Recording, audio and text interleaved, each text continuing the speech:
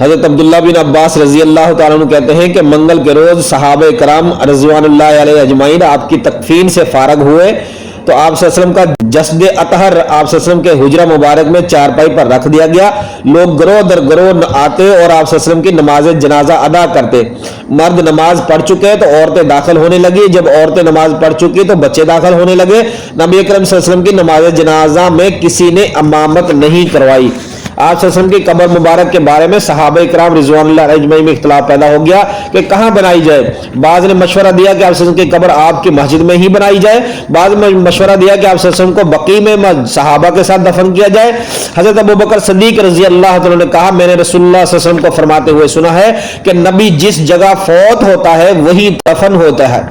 چنانچہ آپ صلی اللہ علیہ وسلم کا بستر مبارک اٹھایا گیا جس پر آپ صلی اللہ علیہ وسلم فوت ہوئے تھے اور وہیں آپ صلی اللہ علیہ وسلم کی قبر مبارک بنائی گئی.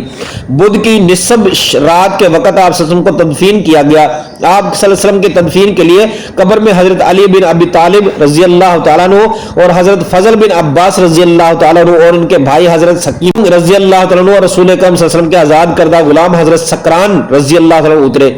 حضرت اوس بن خلا رضی اللہ تعالیٰ عنہ نے حضرت علی رضی اللہ تعالیٰ عنہ سے کہا میں تمہیں اللہ کی قسم دیتا ہوں کہ رسول اللہ صلی اللہ علیہ وسلم سے ہمارا بھی تعلق ہے.